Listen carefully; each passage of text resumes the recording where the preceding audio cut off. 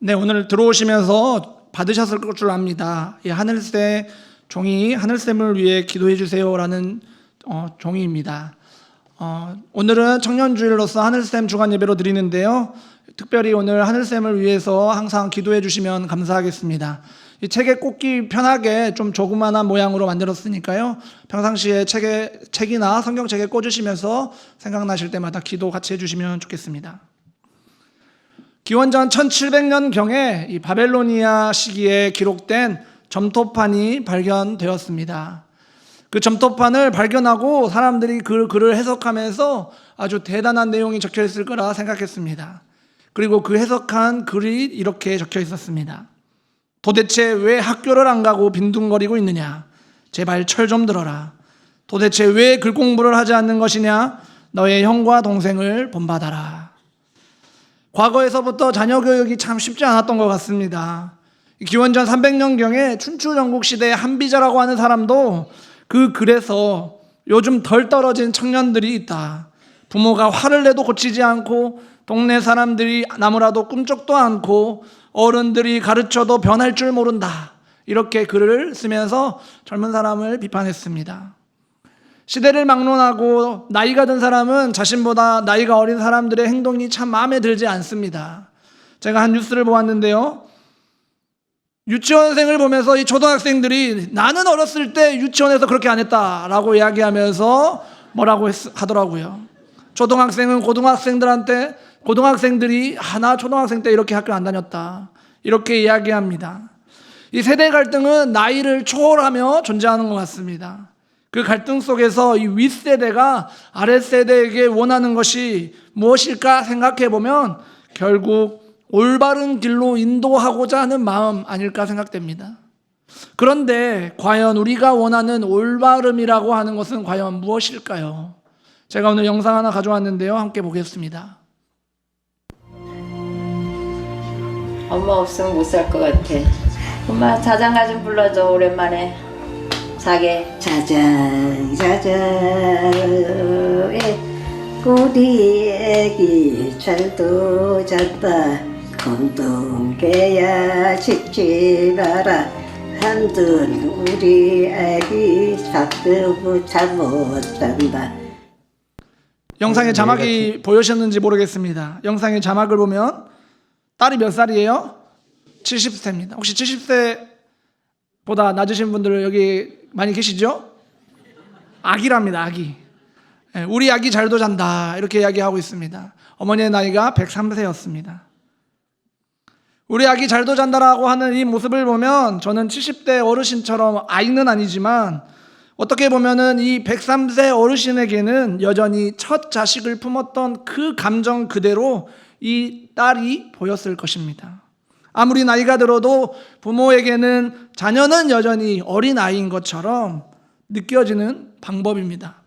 이처럼 상황에 따라 환경에 따라 사람을 대하는 태도는 달라집니다. 한없이 어려 보이는 사람일지라도 그 사람이 누군가보다 나이가 많고 혹은 존경받을 만한 사람인 것처럼 우리는 누군가를 올바름이라고 하는 말로써 판단하는 눈을 멈추고 그 사람을 인격적으로 대할 수 있어야 할 것입니다.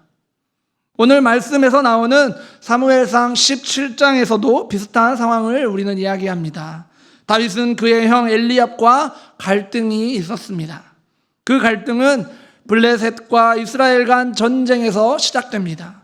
블레셋 진영에는 싸움을 도두는 자가 있었는데 우리가 잘 알고 있는 골리앗이었습니다. 골리앗은 기골이 장대하고 힘이 있어 이스라엘 사람들이 골리앗을 두려워했습니다. 그런데 이 전쟁 가운데 이새가 그의 아들 다윗에게 3명의 형들이 전쟁 가운데 있으니 도시락을 좀 가져다 달라라고 요구합니다. 다윗은 그 음식을 가지고 형들에게 갑니다. 그곳에는 아직도 골리앗이 서서 이스라엘 사람들을 그리고 하나님을 비난하고 있습니다. 성경에 따르면 무려 40일 동안 비난했다라고 이야기합니다. 그 말을 듣고 있는 다윗은 참을 수가 없었습니다. 그래서 26절에 이렇게 이야기합니다. 다윗이 곁에 서 있는 사람들에게 말하여 이르되 이 블레셋 사람을 죽여 이스라엘의 치욕을 제거하는 사람에게는 어떠한 대우를 하겠느냐. 이 할례받지 않은 블레셋 사람이 누구이기에 살아계시는 하나님의 군대를 모욕하겠느냐. 다윗은 의로운 분노를 드러냈고 모욕을 막고 이스라엘의 명예를 회복하는 일이 얼마나 중요한지, 그리고 이를 위해서는 누군가가 반드시 나서야 한다는 점을 분명하게 이야기하고 있는 것입니다. 하나님을 위한 정의와 명예를 회복해야 한다라고 이야기합니다. 그런데 이 말을 들은 형제들 그리고 큰형 엘리압은 분노했습니다. 골리앗이 아닌 다윗에게 분노했습니다. 여기서 우리가 생각하지 않는 부분이 하나 있습니다. 보통 이 본문을 가지고 형 엘리압이 믿음이 없다라고 이야기하면서 질타하는 경우가 많이 있는데, 사실 엘리압과 형제들은 지금 어디에 있습니까? 바로 전쟁터입니다. 그를 믿음 없음으로 바라보는 시선을 우리가 조금은 지양해야 합니다. 그들은 하나님을 믿는 사람으로서 지금 블레셋과 전쟁 중에 있습니다. 다시 말하면 그들이 하나님을 향한 믿음이 없다면 전쟁 자체를 참여하지 않았을 것입니다. 그러나 그들 역시 전쟁을 참여하고 있는 중이었고 언제나 이 목숨을 빼앗길지 모르는 그런 상황이었습니다. 그 죽을지 모르는 장소 가운데에 엘리압이 지금 놓여 있다는 점을 우리는 기억해야 합니다. 또한 골리앗에 대해서 이스라엘 백성들이 분노하지 않았다라는 이야기는 없습니다. 두려워했다라는 이야기만 기록되어 있을 뿐입니다. 11절에는 사울과 온 이스라엘이 크게 두려워했다라고 이야기하는데, 사실 그 상황에 누군가가 나선다는 것은 참 쉽지 않은 것 같습니다. 왜냐하면 골리앗과 싸운다는 것이 단지 한 사람과 한 사람의 싸움이 아니라 내가 거기에서 패배해버리는 순간 죽음과 더불어 이스라엘이라고 하는 나라의 패배를 이야기하는 것이기 때문에 개인의 분노로 나선다고 생각한 이 엘리압의 반응은 다윗의 모습이 얼마나 이상한지를 느낄 수 있는 모습입니다. 형들은 다윗이 어린 나이에 소년으로서 나선다고 생각했고, 특별히 엘리압은 믿음이 없어서가 아니라 먼저 앞서간 윗세대로서 다윗의 생각 없음, 전쟁 상황을 너무 가볍게 여기는 것처럼 보이는 것에 대해서 분노했다라고 이야기할 수 있을 것 같습니다. 다시 말하면 형제들은 이 다윗의 모습에 대해서 철없음을 보았던 것이죠. 다윗은 형들의 반응에도 불구하고 자신이 하나님을 의지하며 전쟁에 나갈 준비가 되어 있음을 분명히 합니다. 그리고 그는 골리앗이 이스라엘과 하나님을 모욕하는 것을 참을 수 없었기 때문에 하나님의 이름을 위해 싸우러 나가야 된다라고 믿었고, 하나님은 그를 통해서 이스라엘을 구원하실 것이라는 것을 확신했습니다. 그렇기에 그의 형과 말싸움을 하거나 분쟁과 갈등을 계속 이어가는 것이 아니라 형을 떠나갑니다. 자신이 해야 할 일을 찾은 것입니다. 치기 어린 행동이라고만 생각했던 그 다윗의 행동이 이스라엘의 역사를 바꾸었습니다. 그는 골리앗을 이겼고 이스라엘을 승리 가운데 이끌었습니다. 미래 세대가 새로운 시대를 연 것입니다. 현 세대는 종종 부모와 자녀, 어른과 청년 간의 갈등을 우리가 경험합니다. 부모 세대, 어른들의 시각과 사고가 젊은 세대들을 살아가는 데 있어서 필요한 것들을 많이 제공하는 것도 사실입니다. 그럼에도 불구하고 간과해서는 안 될 점은 시대가 바뀌고 환경이 급격하게 달라지고 있다는 사실입니다. 과거에 컴퓨터를 한 대 사면 10년, 20년 쓸 거라고 확언했었는데 불과 1년, 2년 전만 하더라도 우리가 지금 따라갈 수 없을 정도의 시간을 우리는 살아가고 있습니다. 오늘날 청년들은 과거의 경험을 바탕으로 살아가지 못하며 윗세대들과의 가치관과 목표는 다를 수도 있습니다. 모든 것을 새롭게 시작하면서 일궈냈던 세대들과는 다르게 치열한 경쟁 사회에서 어른들의 기대를 한 몸으로 받으며 실패자가 되지 않기 위해 노력하는 청년들의 가치관과 목표는 다를 수밖에 없음을 생각해야 합니다. 가끔 어르신들이 청년들이 왜 직장을 안 구하냐라고 이야기하면서 아무 일이나 해봐라고 이야기하지만 실제로 청년들이 아무 일이나 하면 어떻게 돼요? 예를 들어서 제가 아르바이트라도 해라고 해서 아르바이트만 하고 있으면 어떻게 합니까? 명절 때 폭격을 맞습니다. 누구 자식은 어디 들어갔다더라. 넌 뭐하냐. 그렇기 때문에 청년들은 급변하는 사회 속에서 다양한 정보와 선택들을 마주하면서 그들만의 방식으로 살아가려고 노력합니다. 청년들의 삶을 우리가 이해해야 할 필요가 있다는 것입니다. 그러나 종종 미래 세대에 대해서 우리는 비판적 사고를 갖습니다. 청년들이 과거의 세대처럼 열정적으로 살아가지 않다고 느끼며 신뢰할 만한 존재가 아니라고 생각합니다. 저는 2015년에 남아메리카 콜롬비아라고 하는 나라에 단기 선교사로서 1년 동안 있었습니다. 그곳에 있을 때 중국에서 선교 활동을 하시던 한 선교사님이 휴식차 콜롬비아에 방문하셨습니다. 그리고 그 선교사님과 대화를 나눌 시간이 저에게 있었습니다. 그런데 그곳에서 자신의 자녀에 대한 이야기를 하시면서 자신의 자녀가 열심히 없다고, 노력을 안 한다고, 그래서 내가 너무 힘들다고 이야기를 하셨습니다. 자기는 모든 일에 부딪혀 가면서 열심을 했는데 내 인생을 하나님께 바쳐가면서 선교에 열정을 내었는데 자기 자녀는 직장도 안 갖고 취업도 안 하고 놀고만 있다라고 저에게 하소연하셨습니다. 그러면서 동시에 청년들의 세대가 그러하면서 그들은 노력을 안 한다, 열정이 없다라고 열변을 토하셨습니다. 그런데 그 이야기를 듣고 있는 제 나이가 몇 살이었을까요? 제가 선교사로 나갔던 그 나이에 제 나이가 25살이었습니다. 그렇게 안 보이나요? 제가 그 이야기를 듣고 어떤 생각이 들었겠습니까? 제가 청년을 대변하는 사람은 아니었지만 청년의 생각을 이야기하고 오랫동안 대변했던 기억이 납니다. 1990년대 한국 사회에서 특별한 집단이 있었습니다. 우리는 그들을 오렌지족이라고 불렀습니다. 강남구 철부지 자녀들, 압구정동에 살아가고 있는 이 자녀들이 함께 모여서 그룹을 만들어 가지고 기존 세대에 충격을 준 집단을 우리는 오렌지족이라고 불렀고, 이후에는 전국적으로 퍼져나가면서 X세대라고 하는 표본이 되었습니다. X세대 시절의 광고 문구를 제가 하나 가져와 봤는데요. 나 X세대, 나를 알 수 있는 건 오직 나. 그때 당시에 이게 너무 충격적인 멘트여가지고 그때 사람들에게 굉장한 문화적 충격을 줬다고 합니다. 여기 계신 분들은 뭐 지금은 너무 아무렇지 않죠? 당시 사람들이 이 이야기를 들으면서 너무 충격적이었는데 그들이 지금 나이가 어떻게 되냐? 50, 60대입니다. 여기 계시는 분들이 지금 50, 60대가 그래도 좀 계시는데 그때 어떻게 사셨어요?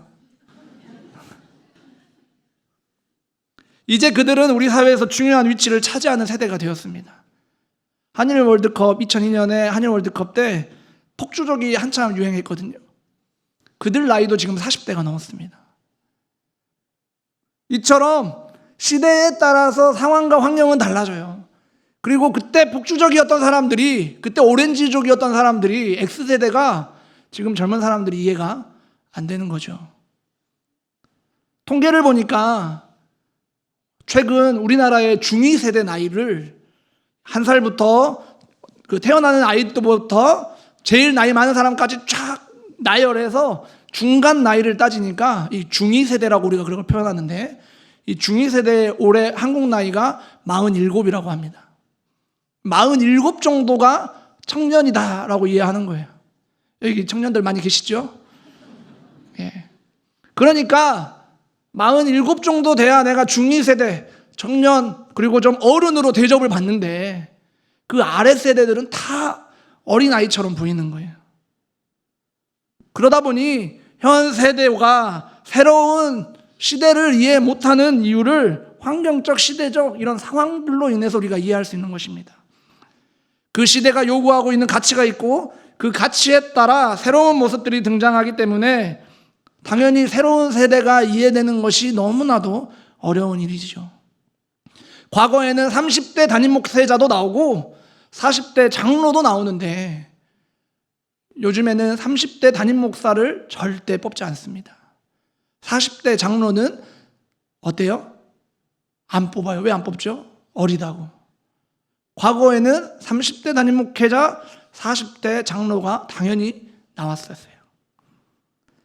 교회에서도 이처럼 나이가 점점 증가함에 따라서 점점의 젊은 세대들을 이제 이해하지 않고 받아들여지지 않게 되는 겁니다. 의정부에는 하늘샘 교회라고 있습니다. 이 교회에는 특별한 것이 있는데 바로 PC방입니다. 교회에 무슨 PC방이냐고요?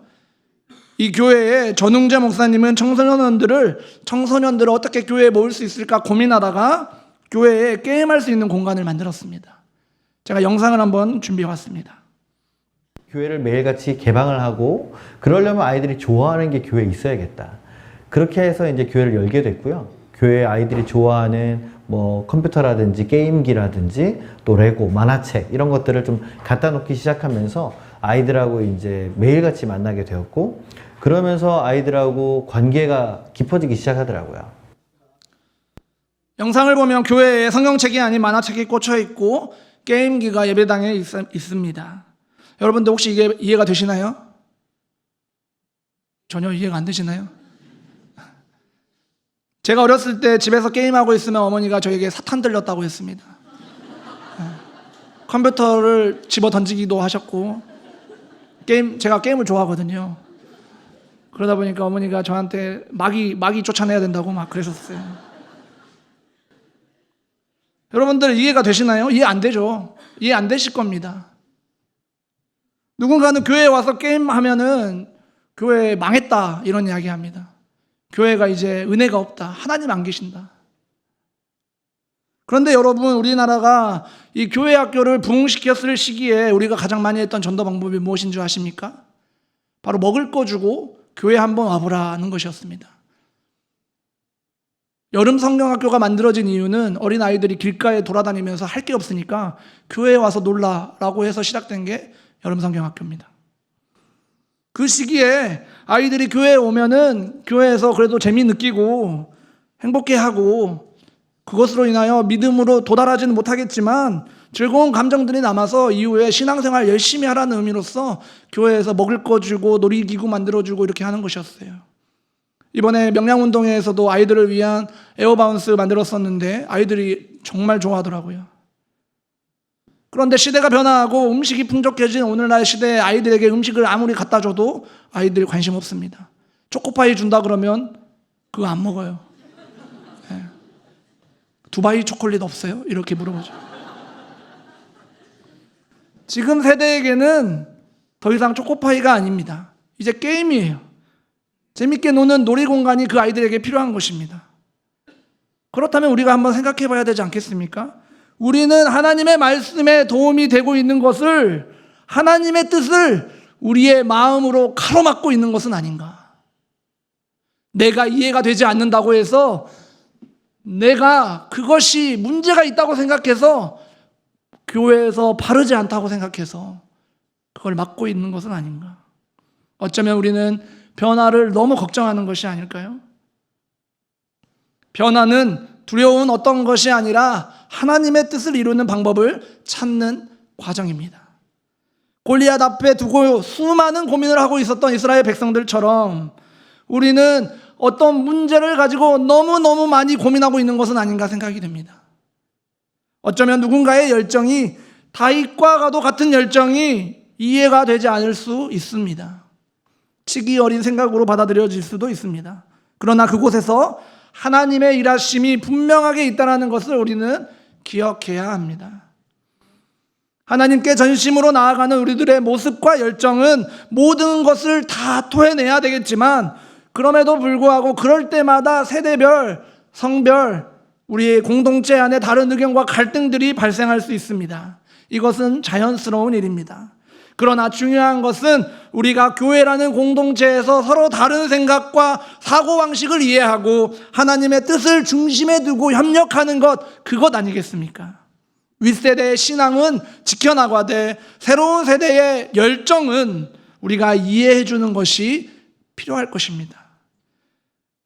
교회는 하나님의 뜻을 이루는 공동체이기 때문에 서로를 비판하는 것이 아니라 각자의 전심을 이해하고 하나님의 뜻을 함께 이루어 나가야 합니다. 하나님은 우리가 서로 다를지라도 그분의 뜻을 이루기 위해 하나가 될 때 강력하게 역사하실 것입니다. 다윗과 엘리압은 서로 생각이 달랐고 마찰이 있었습니다. 그러나 하나님을 향한 마음은 동일했습니다. 서로 틀렸다 말하기보다 다름으로 이해해 주는 것이 우리의 신앙생활을 더욱 풍성하게 만들어 나가는 길일 것입니다. 하나님의 계획은 우리를 초월하시기 때문에 다윗이 아니었더라도 골리앗은 하나님의 이름을 더럽히지 못했을 것입니다. 그러나 다윗이 그날 갈등 가운데에서 형의 이야기를 듣고 잠잠히 있었다면 오늘 우리는 다윗이라는 이름을 알지 못했을 것입니다. 틀렸다고 생각했던 다윗의 모습에서 같은 신앙생활을 해나가고 있지만 다른 생각이었음을 엘리압과 그의 형제들은 나중에 알게 된 것입니다. 이처럼 우리도 하나님의 말씀 안에서 다윗과 같은 존재들을 이해하고 지지해 줘야 될 필요가 있습니다. 저는 우리가 틀림을 다름으로 이해하고 관용과 너그러움이 있는 교회였으면 좋겠습니다. 디도서 3장 2절에서는 이렇게 말합니다. 아무도 비방하지 말며 다투지 말며 관용하며 범사의 온유함을 모든 사람에게 나타낼 것을 기억하게 하라. 우리가 가져야 할 마음은 관용하며 온유한 마음을 갖는 것입니다. 나도 다르고 너도 다르고 내 아내도 이해가 안 되고 내 자식도 이해가 안 되는데 어찌 모든 사람을 이해할 수 있겠냐마는, 그럼에도 불구하고 용인하며 인정하며 관용하고 너그럽게 받아들임이 우리 가운데 있을 때 하나님의 은혜가 우리의 마음 가운데에 그리고 우리 공동체 가운데에 풍성하게 흐르게 될 것입니다. 특별히 오늘은 하늘샘 주간 예배로 드리고 있습니다. 자녀를 이해하며 청년을 이해하며 가족을 이해하고 교회를 이해하고 세상을 이해하며 하나님을 이해하는 우리 그러한 시간이 되었으면 좋겠습니다. 신앙생활을 할 때 우리는 이해되지 않는 일들이 많이 있습니다. 그렇다 할지라도 우리는 하나님의 섭리를 믿기에 기다리고 또 그 뜻을 따르지 않습니까? 마찬가지로 나와 다른 사람이 생각이 이해되지 않을지라도 우리는 그들을 믿음으로 기다려주고 또 함께 해주는 자들 되기를 바랍니다. 사랑의 하나님께서 서로 다른 우리를 하나의 공동체로 이끄시고 골리앗과 같은 어려움을 극복하게 하실 것입니다. 서로 다른 의견과 갈등 속에서도 하나님의 뜻을 중심으로 하나가 되어 하나님의 영광을 드러내는 대강교회가 되길 원합니다. 특별히 청년들이 여러분들의 삶 가운데에서 이해되지 않을지라도 그들을 용납해 주시길 바랍니다. 우리 자녀들의 세대가 삶이 녹록지 않습니다. 거기는 저도 포함입니다. 그러나 그 녹록지 않는 삶을 살아가면서 치열하게 고민하며 살아가고 있어요. 우리가 보기에는 그들이 이해되지 않고 부족해 보일지라도 그들을 관용하는 마음으로 여기 계시는 모든 성도님들이 함께 마음을 모아주시길 바랍니다. 언제나 우리와 함께 하시는 하나님이 그 가운데에서 우리와 함께 하시며 우리들을 은혜가 넘치는 자들로 풍성하게 만들어 나가실 것입니다. 우리 모두가 함께 걸어나가는 성도님들이 되시기를 축복합니다. 기도하겠습니다. 사랑과 은혜가 풍성하신 하나님, 오늘 말씀 가운데 다윗과 엘리야의 모습을 통하여 지혜를 얻게 하시니 감사합니다. 우리가 그 지혜를 통하여 우리의 삶을 돌아봅니다. 하나님, 세대 간의 갈등이 있는 이 세상에서 우리가 서로를 비판하기보다는 이해하고 존중할 수 있는 마음을 주옵소서. 부모와 자녀, 어른과 청년 간의 차이를 넘어서 하나님 안에서 서로 다름을 인정하는 마음을 주옵소서. 그 다름 속에서도 하나님의 뜻을 이루는 공동체 되게 하옵소서. 하나님, 특별히 미래 세대인 청년들에게 특별한 은혜를 부어주셔서 그들이 하나님을 믿고 나아갈 수 있도록 인도해 주옵소서. 청년들이 세상적인 가치관에 휘둘리지 않도록 지켜주시고 하나님의 뜻을 실천하는 삶을 살아갈 수 있도록 힘과 용기를 주옵소서. 다윗처럼 우리도 주님의 뜻을 이루기 위하여 나아갈 때 하나님께서 우리와 함께 하시고 우리를 통해 놀라운 일을 이루시리라 믿습니다. 우리의 생각과 행동을 주님께 맡기며 주님의 뜻을 이루기 위한 도전의 길을 걷게 하시고 변화를 두려워하기보다 변화 가운데 임재하시는 하나님을 의지하며 걸어가게 하옵소서. 그리하여 하나님의 임재를 기쁨으로 받아들이며 언제나 하나님의 영광을 나타내는 삶을 살게 하여 주옵소서. 예수 그리스도의 이름으로 기도합니다.